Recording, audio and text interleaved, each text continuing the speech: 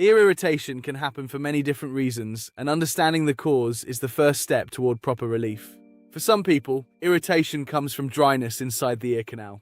For others, it's caused by excess earwax buildup pressing against sensitive skin. Frequent use of cotton buds, earphones, or hearing aids can also affect the ear canal and increase irritation over time. When ears become irritated, symptoms often include itching, pressure, discomfort, or a blocked sensation. Trying to scratch or clean the ears repeatedly usually makes things worse. In many cases, this disrupts the ear's natural protective layer and increases inflammation. Professional assessment helps identify whether earwax buildup is contributing to the irritation. At Hearing First Surbiton, your audiologist examines the ears carefully and recommends the safest treatment based on your ear health. If excess wax is present, microsuction may be used to remove it gently and restore comfort. Treating irritation properly helps break the cycle of discomfort and protects long-term ear health.